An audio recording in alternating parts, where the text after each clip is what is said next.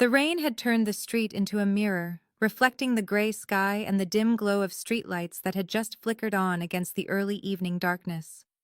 I almost missed it, the small leather rectangle half submerged in a puddle near the curb outside my apartment building. Something made me stop, maybe the bright blue corner peeking out from the water, too colorful to be trash. I bent down and picked it up, water dripping from my fingers. A wallet. Small, the kind made for a child. My first instinct was to leave it on the building's front desk, let someone else deal with it, but curiosity pulled at me. I flipped it open. Inside was a school ID card laminated and slightly worn at the edges. Thomas Thornhill, age 8, Westmont Academy. The photo showed a serious little boy with dark hair and eyes that seemed too old for his face.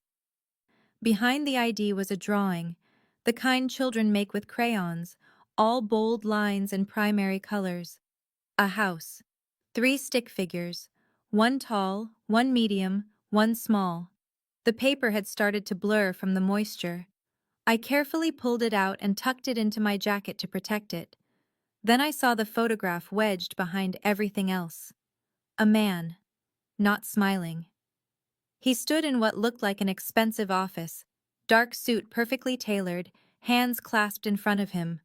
But it was his face that made my breath catch. Sharp angles, cold eyes, a mouth set in a line that suggested he had never learned how to smile, or had forgotten how. He looked dangerous. Not in the obvious way, not like the men who sometimes loitered outside the convenience store on the corner. This was different. This was power and violence wrapped in civility. Too dangerous to be anyone's father, yet here was his photo in a child's wallet. I checked the inside pocket and found a small address label, Westmont Academy, an address in the district across town where people did not worry about making rent. I should return it tomorrow, drop it at the school, let them contact the family. My hands were shaking slightly, and I told myself it was just the cold, just the rain soaking through my coat. I went inside, climbed the 3 flights to my apartment, and set the wallet on my kitchen counter. All evening I felt the weight of it, that small leather rectangle holding a child's treasures, and that photograph of a man who looked like he could make people disappear. At midnight, I gave up on sleep and went to the window. That was when I saw it. The black car parked directly across the street, engine running, exhaust visible in the cold air. No one got out. No one moved. It just sat there, watching. My heart began to pound so hard I could hear it in my ears. I stepped back from the window, suddenly certain I had made a terrible mistake by picking up that wallet, by bringing it into my home, by seeing that photograph. But it was too late now. Now please take a moment and subscribe to our channel and comment where you are watching from and what time is it. It is always fascinating to see where these stories get all around the world. Thank you. The black car was gone by morning, but the unease it left behind clung to me like smoke. I barely slept, checking the window every hour until gray dawn light finally bled across the sky. I called in sick to work, something I never did. And by 9 in the morning, I was on the crosstown bus clutching the small wallet in my jacket pocket like evidence of a crime I had not meant to commit. Westmont Academy occupied an entire block in a neighborhood where the streets were clean and the buildings wore their wealth like armor. Iron gates, manicured lawns despite the season. A security guard who looked at me with polite suspicion as I explained I needed to return something to a student. He made a phone call, then waved me through to the main building. The administration office smelled like expensive wood polish and old money. A woman behind the desk, gray hair pulled into a severe bun, barely looked up when I approached. I explained I had found a wallet belonging to Thomas Thornhill. I set it on her desk.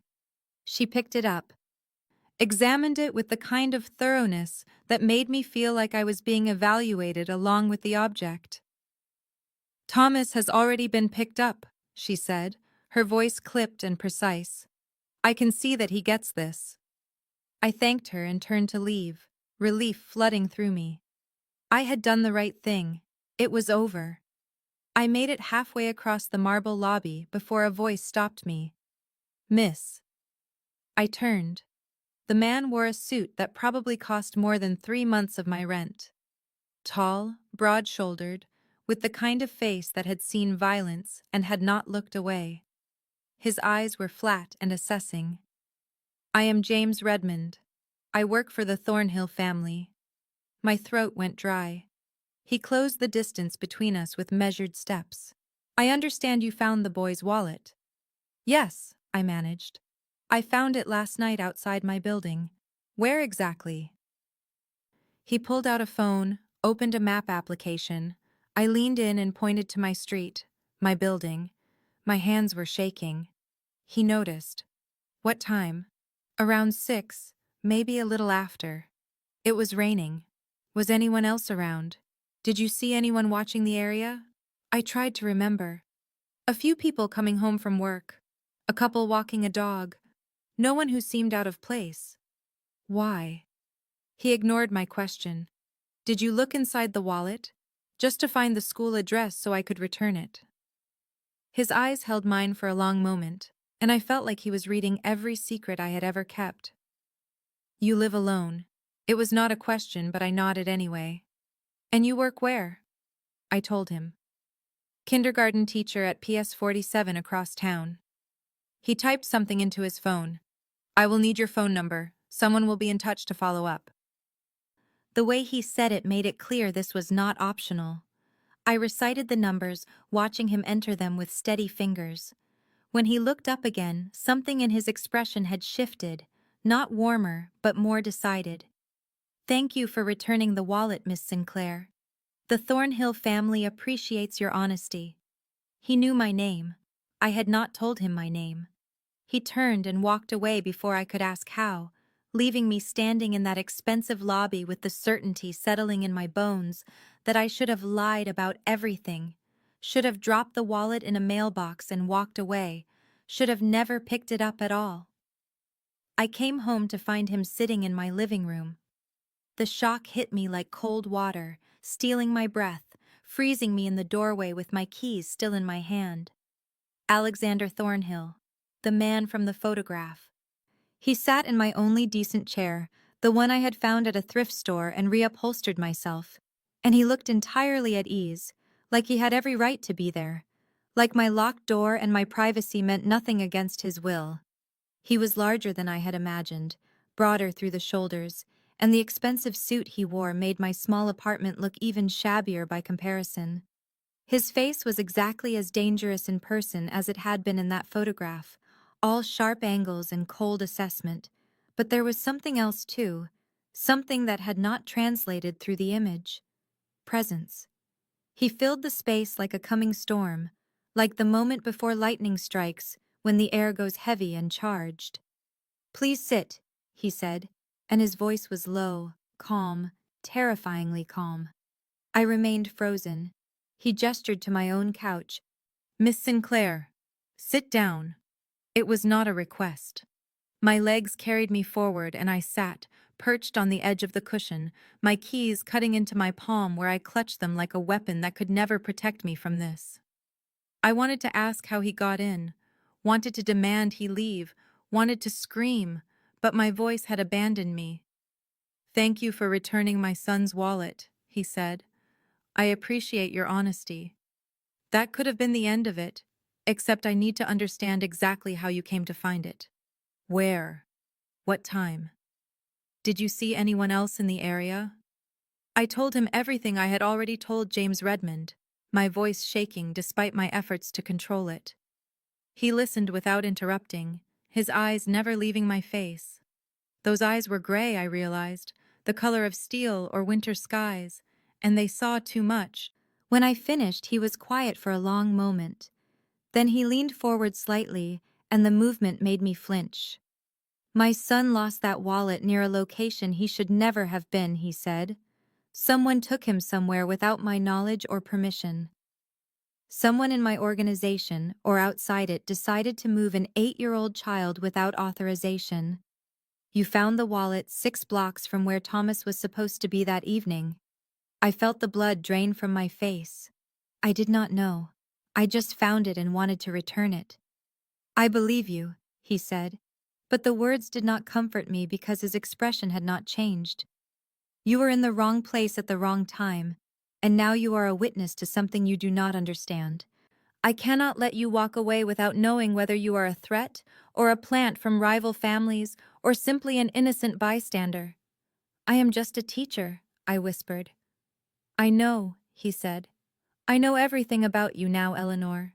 Where you work, where you grew up, your bank balance, your student loans, the fact that you volunteer at the church food pantry on Saturdays. I know you are exactly who you appear to be, but belief is not the same as certainty, and in my world, uncertainty gets people killed. His eyes held mine, and I saw something flicker in them, something that might have been regret, or might have been something else entirely. You will be watched, he said, for your protection as much as mine.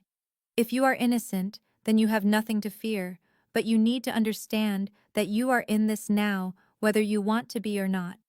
He stood and I realized how tall he was, how much space he commanded. When he looked down at me, I felt it, that pull beneath the terror, that dangerous magnetic thing I did not want to name.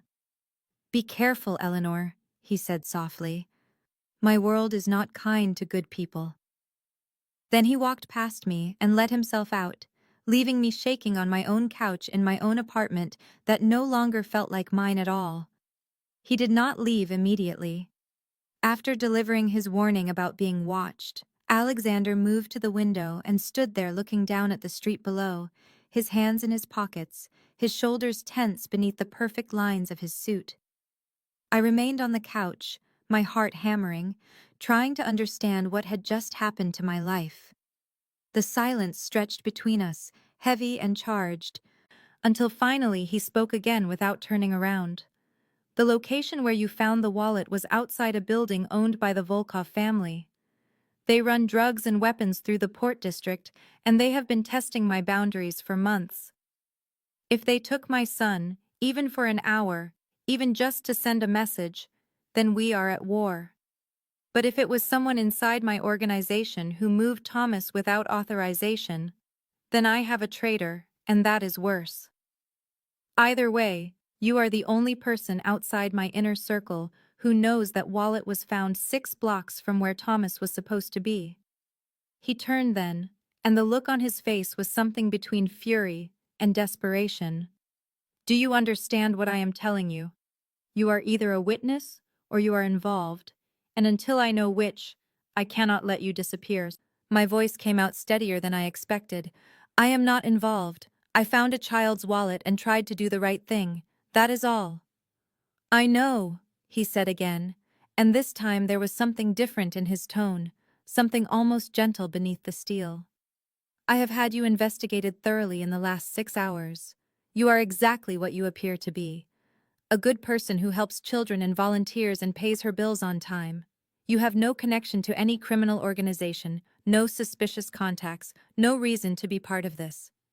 But my enemies do not know that, and some of them would be very interested in anyone who suddenly appears in my life or my son's life. So you will be protected whether you want it or not, because if something happens to you, it will be because of me, and I do not allow collateral damage when I can prevent it. The way he said it made something twist in my chest. This was not kindness. This was control. This was a man who could not tolerate loose ends or unprotected vulnerabilities.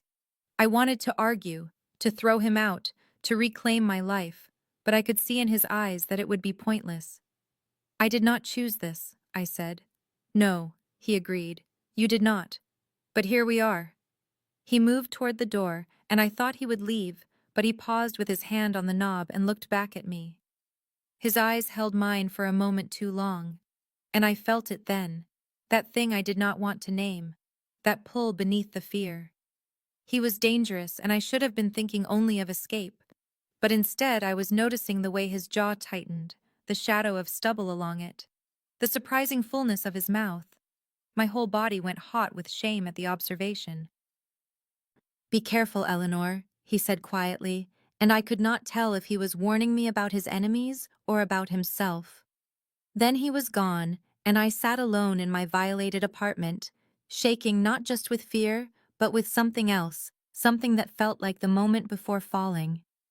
The days that followed became an exercise in paranoia I had never imagined possible. I saw them everywhere. The black sedan parked across from my building when I left for work at 7 in the morning.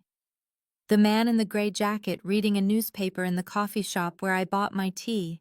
The same man I had seen outside the grocery store the evening before. The SUV with tinted windows that followed 3 cars behind me on my commute. I knew they were there, and they knew I knew, and nobody pretended otherwise. It was a strange kind of psychological warfare, being watched so openly, and I could not decide if Alexander meant it as protection, or intimidation, or both. At school, I tried to focus on my students, on the lesson plans and the small dramas of 5-year-olds learning to share and spell their names, but I kept replaying that night in my apartment. The way Alexander had filled the space, the sound of his voice, the moment when his eyes had held mine, and I had felt something I should not feel for a man who had broken into my home and threatened my freedom. I told myself it was just adrenaline, just fear twisting itself into something else, but alone at night I could not lie to myself as easily. Then on the 4th day after Alexander had sat in my living room, Thomas Thornhill walked into my classroom. I was helping another student with her coat when I looked up and saw him standing in the doorway holding his father's hand, a small backpack over his shoulders, his eyes wide and uncertain. My stomach dropped so fast I thought I might be sick. Alexander met my gaze over his son's head, and his expression was unreadable. "This is Miss Sinclair," he told Thomas gently. "She is going to be your new teacher." Thomas looked up at me, and I saw none of his father's danger in that small face, only the nervousness of a child entering a new place where he knew no one. "Hi, Thomas," I managed, my voice sounding almost normal. "We are very happy to have you here." Alexander stayed for several minutes, speaking quietly with me while Thomas examined the classroom with careful curiosity. "He enrolled today," Alexander said, and there was something in his tone that dared me to object. I thought a smaller school might suit him better, more personal attention. I understood immediately. This was not about education. This was about proximity and testing and control. Alexander had pulled his son from an exclusive private academy and placed him in my public school kindergarten because he wanted to watch how I treated the boy, wanted to study my reactions, wanted me under observation in a way that felt even more invasive than the men in cars outside my apartment. He was using his own child as surveillance. The realization should have filled me with anger, but instead, I felt something closer to despair because I could see the calculation behind it, and I could not even argue it was wrong. If I was a threat, putting Thomas near me would expose it. If I was innocent, I would treat him with the same care I gave all my students. Either way, Alexander would have his answer. I looked at Thomas, who was now examining the reading corner with shy interest, and then back at his father. "He will be safe here," I said quietly. "I will make sure of it." Alexander's expression shifted slightly, something that might have been approval or might have been satisfaction. "I know you will," he said. "That is why he is here." Then he crouched down to say goodbye to his son, and I saw the gentleness in the gesture, the way he touched Thomas's hair and spoke softly, and I understood with perfect clarity that this was indeed a test, but not only of me. Alexander was testing whether I could be trusted with the thing he loved most in this world, and the weight of that responsibility settled over me like a sentence I had not chosen, but could not escape. Thomas turned out to be the kind of child who made teaching feel like purpose rather than work. He was quiet those first days, watchful in the way children are when they have learned too early that the world requires caution, but there was sweetness beneath the careful exterior. He shared his crayons without being asked, helped a classmate who spilled juice at snack time, and listened to stories with an intensity that suggested he was hungry for normal things, for mundane kindness. I caught myself watching him more than I should, looking for signs of his father in the tilt of his head or the set of his jaw, but mostly, I just saw a small boy trying to find his place in a new environment. I treated him exactly as I treated every other student because that was my job, and also because I knew Alexander was watching and I would not give him reason to doubt me. But the truth was, it required no effort. Thomas made it easy to care. At pickup on the third day, Alexander arrived 10 minutes early and waited outside the classroom door while I finished reading to the children. When I dismissed them, he lingered after Thomas ran to get his backpack, and I felt that same tension I had felt in my apartment, that awareness of him taking up space and air. "How is he doing?" Alexander asked, and there was something in his voice that was not interrogation but genuine concern. "He is wonderful," I said, and meant it. "He is kind to the other children, and he loves the books. He has been smiling more each day." Something shifted in Alexander's expression, a softness that transformed his face from dangerous to something closer to human. "He asked to come here," Alexander said quietly, "to this school. He told me the other place made him feel like he was in a cage. All those security protocols and handlers and children whose parents saw him as either a threat or an opportunity. He said he wanted to go somewhere normal, and when I asked him what that meant, he said he wanted a teacher who looked at him like he was just a kid." I felt my throat tighten at that, and I looked through the classroom door at Thomas, who was now showing another boy a drawing he had made. "Your son is just a kid," I said. "Whatever else is true, he is just a child and he deserves to be treated like one." Alexander's eyes found mine and held them, and I saw something I had not expected to see in a man like him. Gratitude, vulnerability, fear beneath the armor. "I did not want to move him," he admitted. "The security here is minimal compared to the academy. There are a dozen ways someone could get to him if they wanted to. But he was so unhappy, and I will not let this life take everything from him." He paused, and the weight of what he was not saying settled between us. "Thank you for making him feel safe." It was the first time he had thanked me for anything other than returning the wallet, and it felt like a turning point, like a door opening between us that neither of us had consciously chosen to unlock. I saw past the dangerous exterior then to the father beneath, the man who would risk his son's safety for his son's happiness.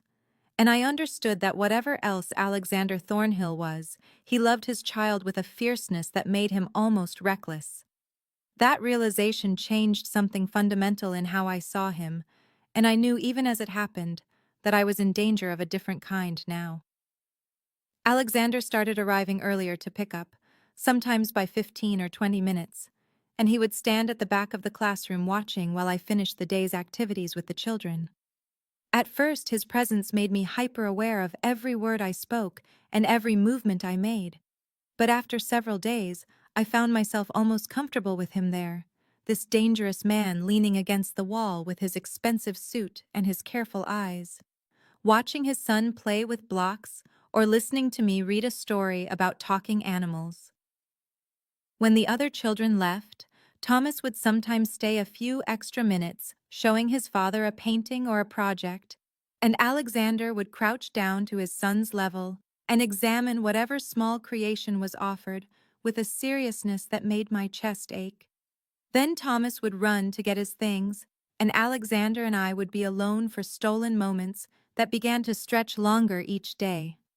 He asked me about teaching, about why I had chosen this work, and I found myself telling him things I had not told anyone in years, about wanting to give children the stability I had not always had, about believing that small kindnesses could change lives.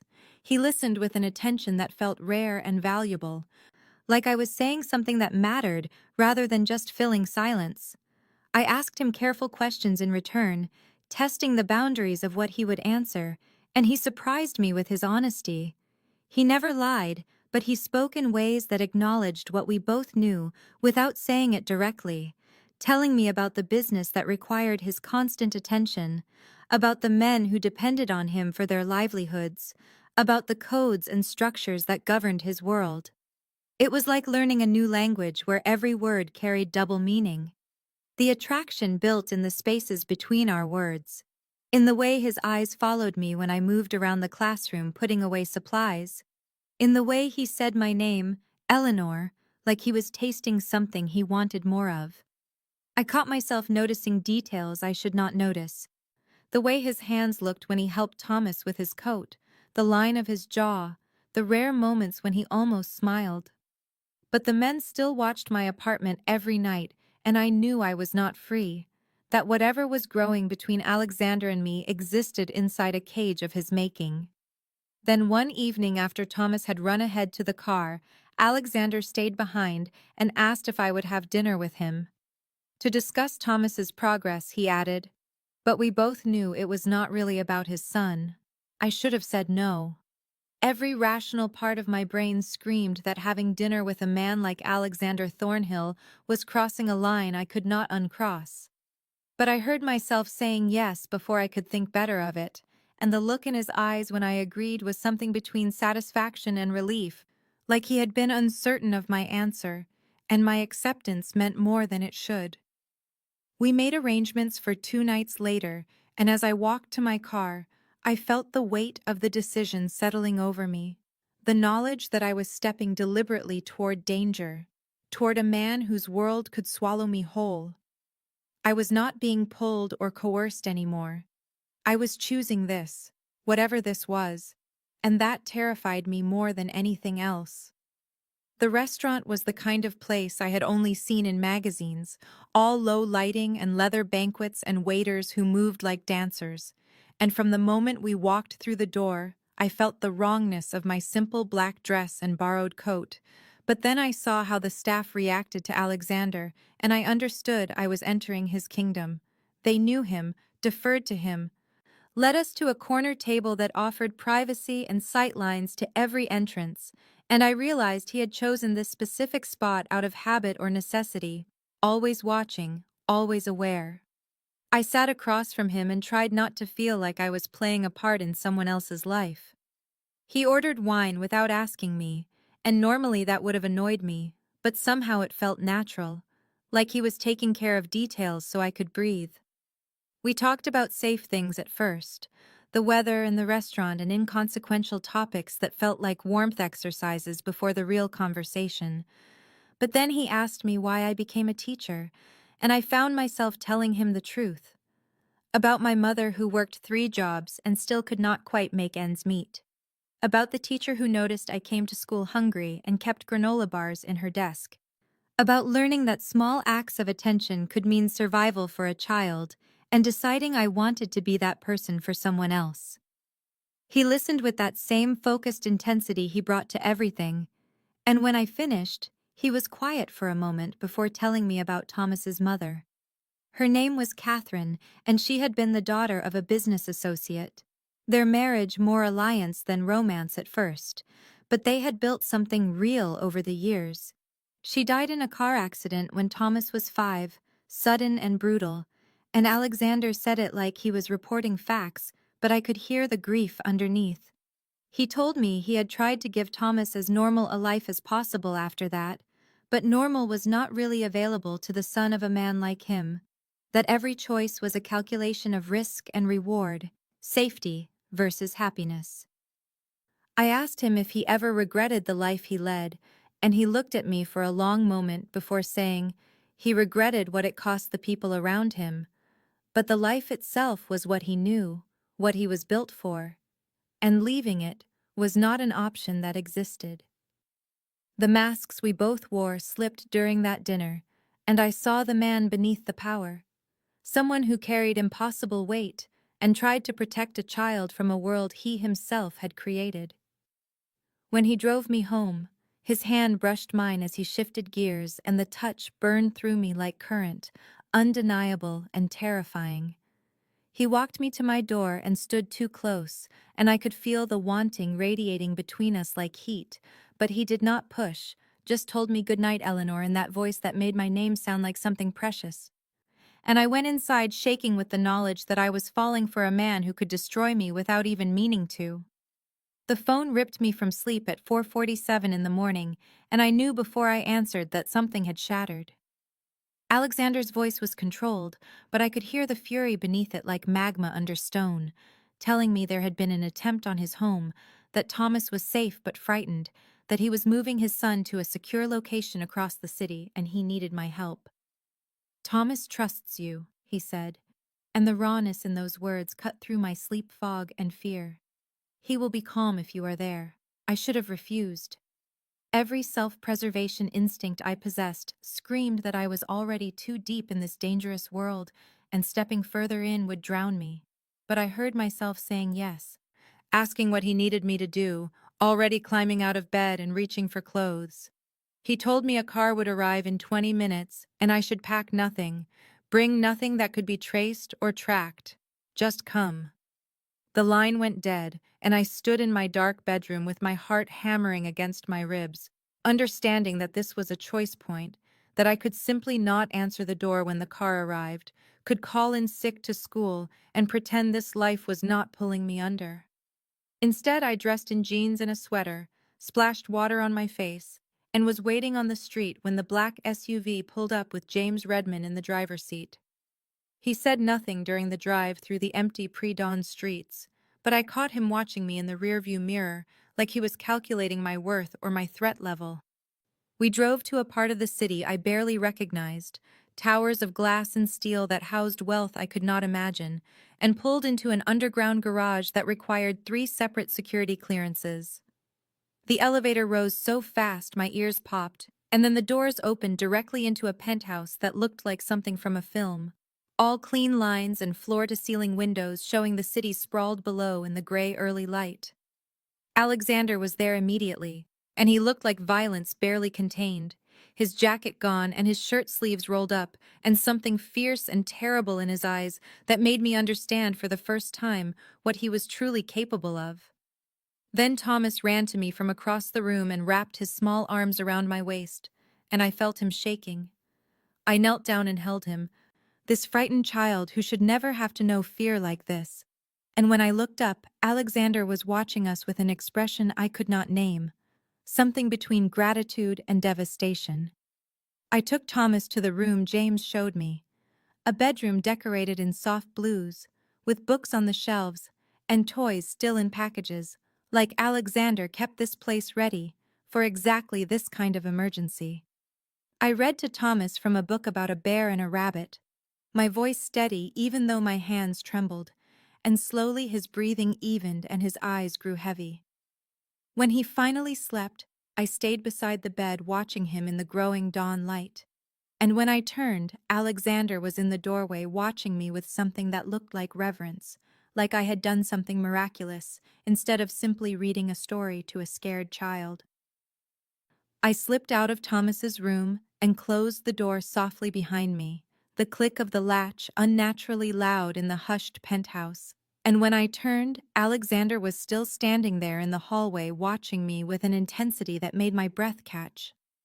He gestured toward the living room, and I followed him into that vast space with windows showing the city waking below us in shades of pink and gold, beautiful and distant, like we existed in a separate world above it all. He poured himself whiskey from a crystal decanter, even though it was barely past 6 in the morning, and I understood he needed something to do with his hands, some action to channel whatever was running through him. "Thank you," he said finally, his back still to me, "for coming, for being what Thomas needed." I told him it was nothing, automatic deflection, but he turned then and the look on his face stopped my breath. "It is not nothing, Eleanor. You came into danger for my son, for me." I wanted to say I had not thought about it that way, had simply reacted, but that would have been a lie and we were past lying to each other. "I came because you asked," I said, and the truth of it hung between us like a confession. He crossed halfway to me and stopped, and I could see him wrestling with something, some internal war playing out in the tension of his shoulders and the tightness around his eyes. "You should run from me," he said, voice rough. "You should go back to your life and forget you ever found that wallet." "My world destroys good things, Eleanor. It takes soft, beautiful things and twists them until they break. I felt anger flash through me, hot and sudden. Do I look broken to you? Do I look like I do not understand what I am choosing? I am terrified, Alexander. I am so scared sometimes I cannot sleep, but I cannot seem to walk away from you. I do not want to. He closed the remaining distance between us in 3 strides, and suddenly his hands were framing my face, and his forehead pressed against mine, and I could feel him shaking, or maybe that was me. I have tried to stay away from you, he said against my mouth, tried to keep this professional, safe. But Eleanor, I cannot. I do not know how to be near you and not want everything. The kiss was inevitable, a storm that had been building since the moment he sat in my apartment weeks ago, desperate and fierce and full of all the tension we had been carrying. His mouth on mine tasted like whiskey and want, and I kissed him back with every forbidden thing I had been feeling, my hands fisting in his shirt to pull him closer. He made a sound low in his throat and backed me against the window, the glass cold against my spine, his body heat searing everywhere we touched. Then the elevator chimed and we broke apart gasping as James stepped into the penthouse, his expression carefully neutral, but I knew he had seen, knew what he had interrupted. "We have an identification," James said to Alexander. "All business, the family responsible, all 3 responsible parties confirmed." Alexander's entire demeanor shifted in an instant, the man who had been kissing me disappearing behind the mask of someone capable of terrible things. "Where?" he said, already moving away from me. James rattled off an address and details I only half heard through the rushing in my ears. I watched Alexander transform fully into the dangerous creature I had always known lived beneath the surface, watched him give James orders in a voice like iron, and understood with cold clarity that he was about to go do violence, about to become fully the thing his world required. He turned back to me before leaving, caught my face in his hands one more time, and kissed me hard and fast. "Stay with Thomas," he said. "I will come back to you." Then he was gone, and I was alone with the taste of him still on my lips, and fear blooming in my chest like ice. The elevator doors closed behind Alexander and James, and I stood in the vast silence of the penthouse, feeling like I had been dropped into cold water, my lungs tight and my thoughts spinning. 2 men remained as security, stationed by the elevator and near the windows, professional and distant and armed. I went back to Thomas's room and found him still sleeping, his face peaceful in a way that broke my heart, because children should not need fortified safe houses and armed guards. I settled into the chair near his bed and watched the city beyond the windows grow brighter as morning came fully, and I tried not to think about what Alexander was doing, where he had gone, what neutralizing a threat actually meant in his world. Thomas woke around 8 and looked momentarily confused before he saw me and smiled, and I pushed everything else down to focus on him. We had breakfast that one of the security men brought up, pancakes and fruit that Thomas picked at while asking questions I deflected. "Where is Dad? When can we go home? Is someone bad trying to hurt us?" I told him his father had business to handle, that we were safe here, that sometimes grown-ups had to deal with complicated things. He accepted this with the resignation of a child who had heard versions of it before, and my chest ached for what his young life had already taught him. We played games I invented from things I found in the penthouse, built a fort from couch cushions, read every book on his shelf twice. Hours crawled past with no word, and my fear grew teeth. What if Alexander did not come back? What if whatever he had gone to do consumed him? If the violence of his world finally took him the way it had taken Thomas's mother? I realized with startling clarity that I had fallen for him completely, that somewhere between the terror of finding him in my apartment and the tenderness of watching him with his son, I had crossed a line I could not uncross. I loved him. This dangerous, impossible man who lived in a world of blood and power, I loved him, and the thought of losing him hollowed me out. Thomas fell asleep again in the blanket fort around 2 in the afternoon, exhausted from fear and disrupted routine, and I sat beside him feeling helpless and angry at myself for caring this much, for letting myself become tangled in something so far beyond my understanding. Then, at 4:17, the elevator chimed, and my heart stopped. Alexander stepped out, and he was unharmed, no visible injuries, but something in his eyes made me go cold. Violence clung to him like smoke, in the rigid set of his shoulders and the way he moved through the space like a predator returning from a hunt. He looked at me, and some of the hardness cracked. He disappeared down a hallway, and I heard water running. Understood he was washing away whatever he had done. When he emerged 20 minutes later in clean clothes with damp hair, he looked more human, but the edge had not completely faded. He came to where I sat and pulled me up into his arms and held me so tightly I could barely breathe. "It is done," he said against my hair. "The threat is neutralized. They will not come for him again." I should have asked what neutralized meant, what he had done, how final it was. I did not. I just held him back and was grateful he had come home. Life tried to return to something resembling normal in the days that followed, a fragile normalcy that felt like walking on glass. Thomas went back to school, and I returned to my classroom, where 18 kindergarteners needed me to be steady and calm, even though my hands shook when I poured morning juice. Alexander established a routine of dropping Thomas off himself each morning, arriving in cars that cost more than I would make in 5 years, and he would linger at the classroom door finding excuses to steal 2 more minutes with me. How did he sleep? Is he eating lunch? Small questions that were really just reasons to stand close enough that I could smell his cologne and feel the heat of him. Other parents noticed. I saw them whispering in the parking lot, saw the way conversations stopped when I approached the staff lounge. Karen Westfield, mother of twin boys in my class, asked me pointedly if I knew what kind of man Alexander Thornhill was, if I understood his reputation. I told her with more ice in my voice than I knew I possessed that Thomas was a sweet child who deserved the same care as every student. She backed off, but the looks continued. Then Principal Morrison called me into her office on a Thursday afternoon, her expression serious and careful. "Eleanor," she said, and I knew from her tone this was going to be bad. "I need to ask you something, and I need you to be honest with me. Is there anything concerning about Thomas Thornhill's home environment?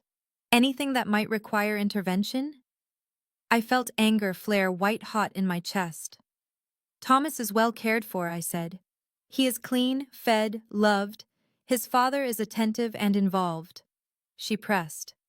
"But given Alexander Thornhill's reputation, his known associations, I have a responsibility to ensure the child is safe." I defended Alexander perhaps too fiercely, heard my voice rise as I listed all the ways he showed up for his son, all the evidence of his devotion. Morrison watched me with something like pity in her eyes. "You care about him," she said quietly. "Not just the boy. Be careful, Eleanor. Men like that do not have happy endings." I left her office shaking and went home to my small apartment that still felt empty now, too quiet after nights in the penthouse. Alexander called that evening and asked to see me. We met at a park near the river where the lights reflected gold on black water. He told me his world had noticed me, that people within his organization were talking. "Some see you as a weakness," he said, hands in his pockets, shoulders tight with tension. "Something they could use against me. Others see you as leverage, a way to ensure my cooperation or compliance. You are in danger because of me, Eleanor, because I could not stay away from you." I felt cold despite the mild night. "What are you saying?" He turned to face me fully, and his eyes were devastating. "I am saying I should end this. Walk away from you before someone decides to use you to hurt me. It would be safer for you if I disappeared from your life. Take Thomas out of your school. Stop coming around. Let you go back to being invisible." The word invisible hit me like a slap, and suddenly I was angry, furious at him for making this decision without me. Do I get a say in this? Do I get to choose what risks I take? He stepped closer.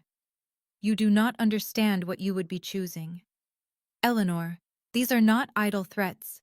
These are people who would hurt you to make a point, who would take you to control me. I cut him off. I am choosing this. I am choosing you. I know what you are, Alexander. I know your world is dangerous and dark, and that being close to you puts a target on me. I am terrified, but I am still here. I am still choosing to be here. So do not make this choice for me. Do not take away my agency because you think you are protecting me. He pulled me against him then, his arms coming around me like he could shield me from his own world by sheer force of will.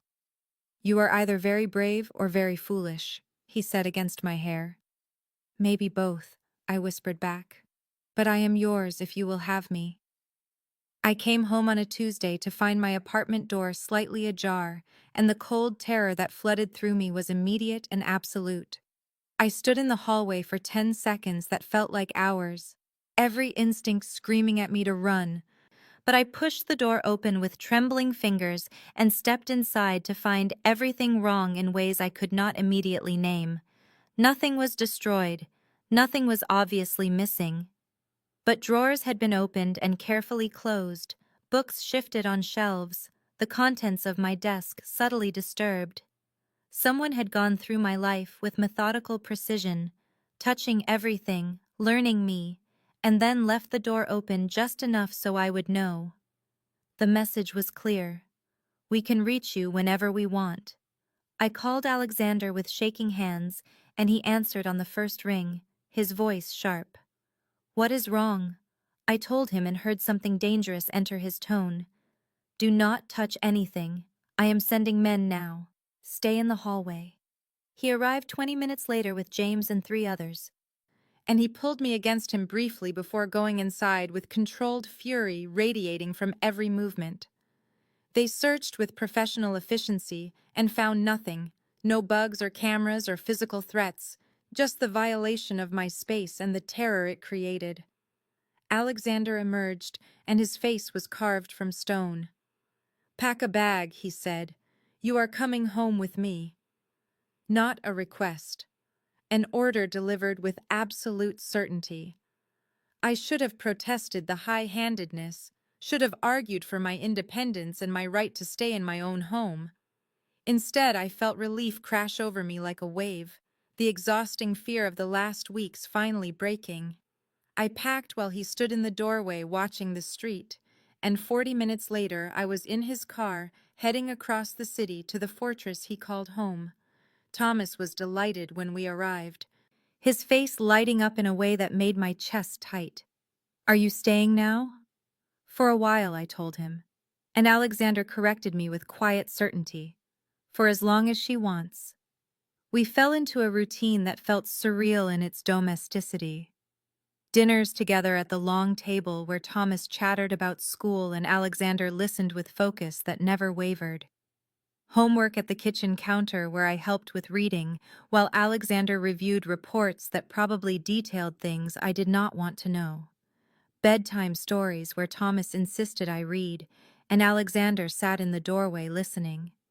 I saw the life Alexander wanted beneath the one he led, glimpsed the man he might have been in another world. He was gentle with his son, patient and present in ways that contradicted everything his reputation suggested. With me, he was increasingly tender, his touches lingering, his eyes tracking me through rooms like he was afraid I might disappear. I fell deeper every day, into him and into this strange, dangerous family we were building. But James pulled Alexander aside one evening, and I heard pieces of their conversation through walls not meant to keep secrets. She makes you vulnerable. Thomas and her together, it is too much exposure. The Kozlov faction is making moves, testing boundaries. They will see this and use it. Alexander's response was too quiet to hear, but James emerged looking grim, and I knew the reprieve was temporary. Danger was circling closer, and I was no longer a bystander but a piece on the board. The attack came on a Wednesday during morning recess, when the air was cold enough to see breath, and the playground was full of children bundled in bright coats. I was standing near the fence helping Mia with her shoelaces when I saw them. 3 men moving through the parent pickup area with purpose that did not belong, their eyes scanning the children with predatory focus. Something in my chest went tight and cold. Wrong. Everything about them was wrong. The way they moved together, the way their hands stayed inside their jackets, the way they locked onto Thomas where he played on the swings with Emma and David. I did not think. I ran.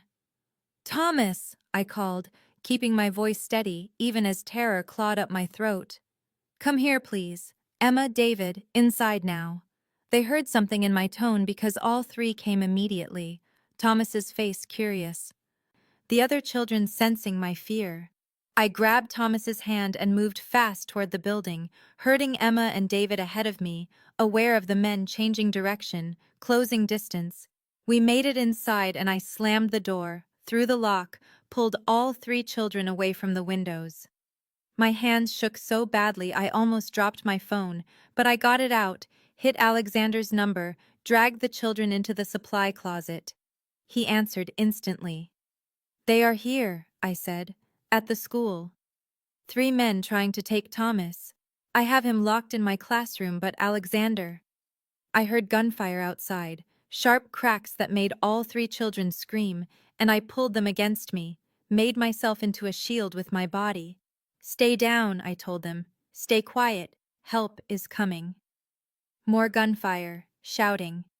The sounds of violence bleeding through walls that suddenly felt thin as paper. I held Thomas and Emma and David and prayed to gods I did not believe in, felt minutes stretch into hours. Emma was crying silently against my shoulder.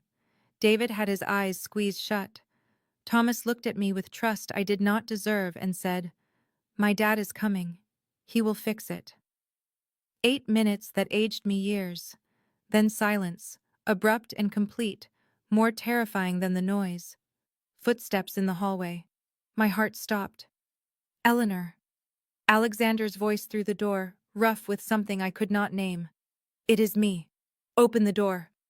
I stumbled up, unlocked it with shaking hands, pulled it open to find Alexander standing there in clothes spattered with blood that was not his, flanked by James and 4 others, all armed.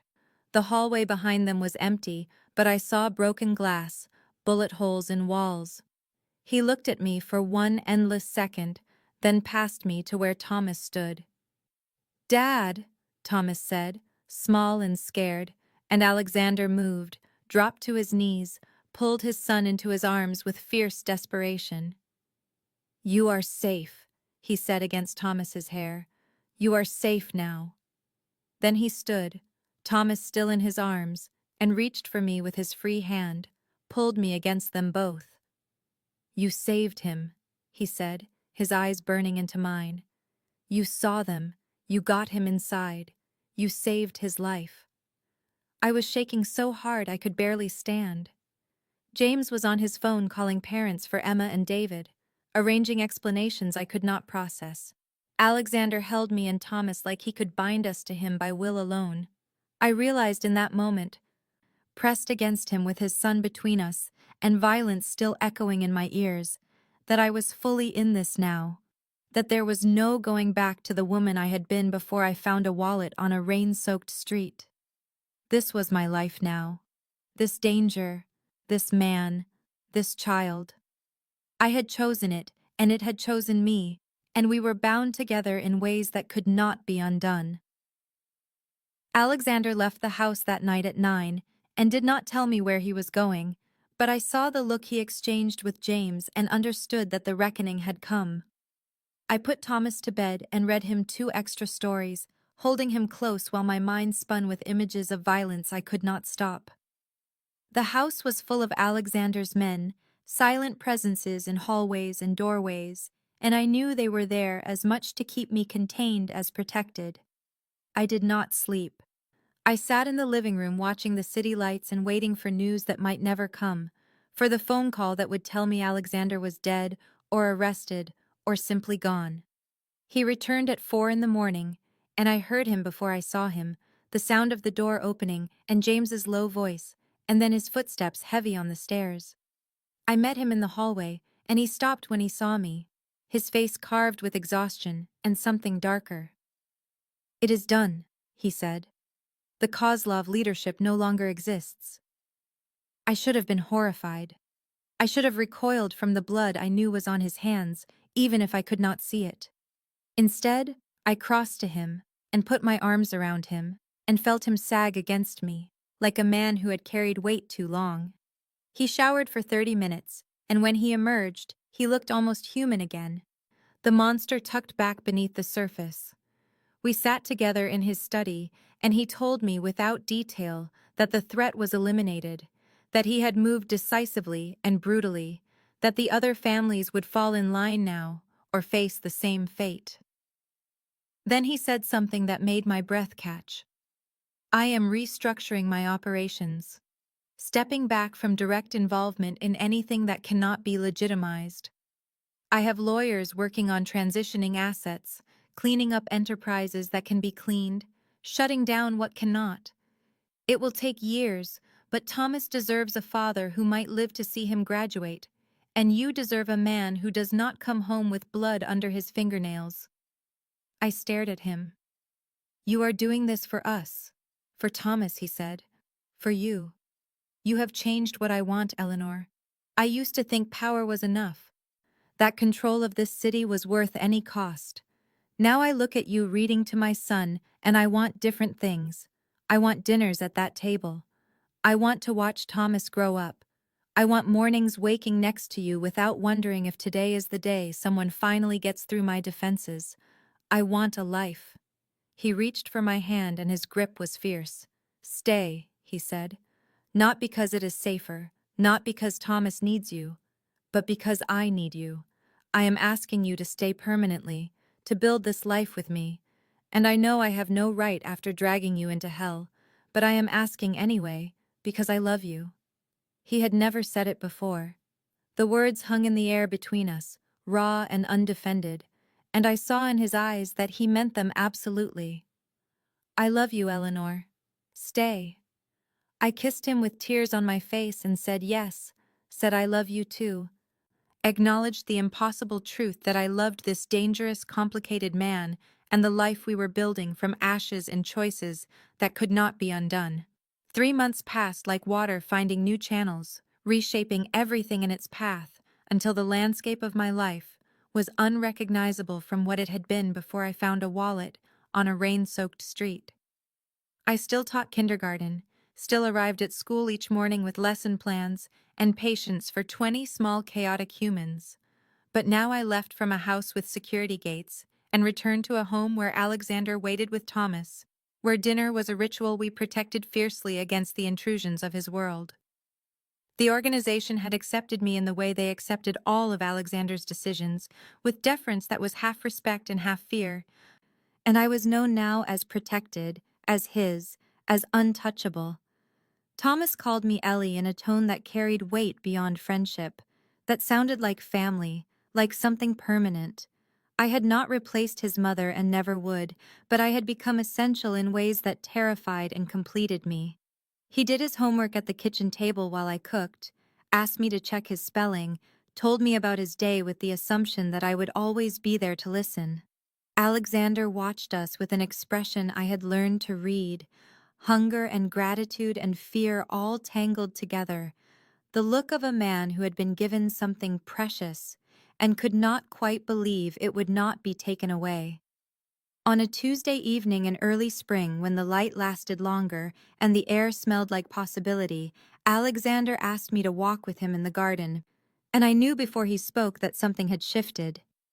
Thomas was inside with James learning chess, their voices drifting through open windows, and we were alone among the roses Alexander's late wife had planted years ago. He stopped near the fountain and turned to face me, and I saw vulnerability in his eyes that still surprised me despite everything. "I am not a good man," he said without preamble. "I have done things that cannot be undone, hurt people, made choices that have left scars on this city and on my own soul. My life is dangerous, and that will never completely change, no matter how legitimate I make my operations. There will always be enemies, always be people who want to take what I have, who see you and Thomas as the fastest way to destroy me. He reached for my hand and his grip was steady despite the uncertainty in his voice. But I will spend every single day for the rest of my life trying to keep you safe, trying to build something better, trying to be worthy of what you have given me.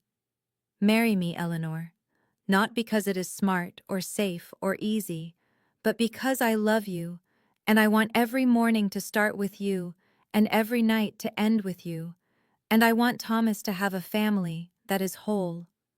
I want to build a life with you in the wreckage of who I used to be.